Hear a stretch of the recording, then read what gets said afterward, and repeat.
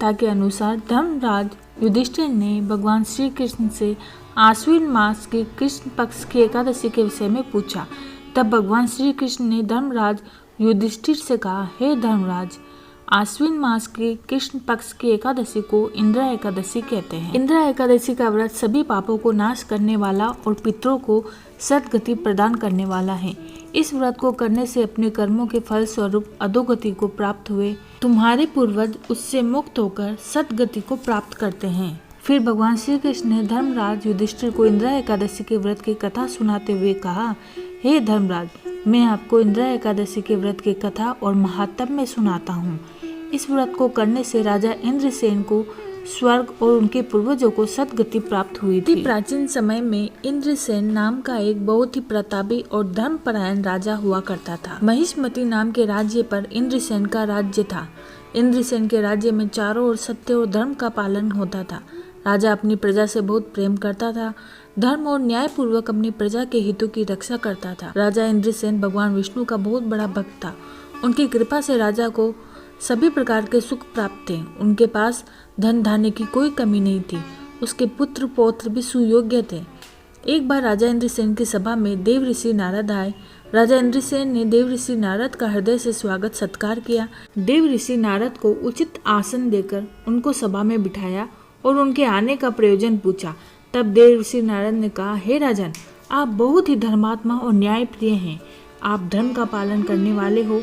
आप यहाँ पर सब प्रकार के सुखों का भोग कर रहे हो, परंतु आपके पिता यमलोक में दुखी हैं। एक बार मैं धर्मराज से भेंट करने यमलोक गया था, तब आपके पिता से भी भेंट हुई। उन्होंने ही मुझे आपके पास यह संदेश पहुँचाने के लिए कहा था।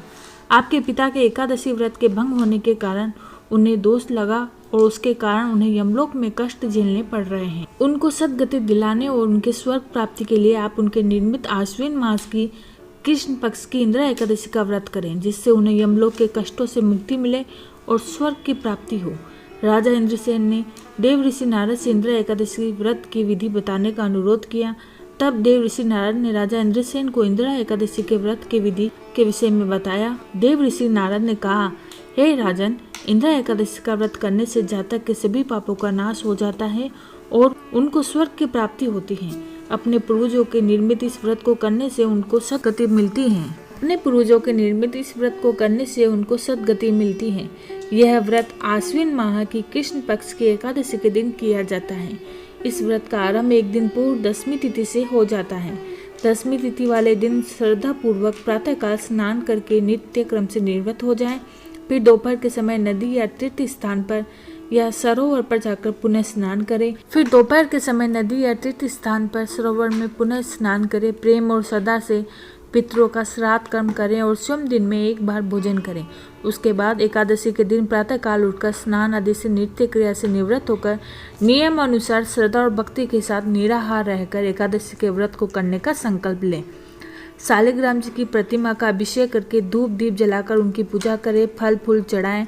उसके बाद निवेदन करें। भगवान विष्णु का ध्यान करके शालिग्राम जी की प्रतिमा के समक्ष विधि विधान के साथ पितरों का श्राद्ध करें। ब्राह्मणों को भोजन में फलाहार कराएं और दक्षिणा देकर संतुष्ट करें और गाय को भोजन कराएं। रात्रि में भजन कीर्तन का आयोजन करके जागरण करें। उसके बाद द्वादशी के दिन प्रातःकाल स्नान से निवृत्त होकर सूर्य भगवान को जल चढ़ाकर भगवान विष्णु का पूजन करके ब्राह्मणों और गरीबों को भोजन कराएं। फिर मौन व्रत धारण करके अपने भाई बंधुओं और परिवार के साथ भोजन करें। यह व्रत पूर्ण श्रद्धा और भक्ति के साथ किया जाता है। काम और क्रोध और आलस्य को त्याग करके आपके पिता को सद्गति अवश्य प्राप्त होती है। राजा इंद्रसेन को यह व्रत का सारा विधान बताकर नारद जी वहां से अंतर्ध्यान हो गए। अपने पिता की इच्छा पूर्ण करने और उनकी स्वर्ग प्राप्ति के लिए राजा इंद्रसेन ने अपने पिता के निर्मित इंद्रा एकादशी के व्रत का संकल्प किया और पूरी श्रद्धा भक्ति के साथ विधि विधान से व्रत को पूर्ण किया। फिर भगवान विष्णु से अपने पिता को स्वर्ग में स्थान प्रदान करने की प्रार्थना करी। भगवान विष्णु की कृपा से राजा इंद्रसेन के पिता यमलोक के कष्टों से छूटकर स्वर्ग लोक को चले गए। इंद्रा एकादशी के व्रत के प्रभाव से राजा इंद्रसेन भी इस धरती के सुख भोग कर मरणोपरांत स्वर्ग लोक को चले गए। भगवान कृष्ण ने कहा, हे धर्मराज, मैंने तुम्हें जो इंद्रा एकादशी के व्रत का महात्म्य बताया है, उसे कहने और सुनने से ही मनुष्य के सभी पापों का नाश हो जाता है और मनुष्य धरती के सभी सुख भोग कर मृत्यु के बाद बैकुंठ धाम को चले जाते हैं।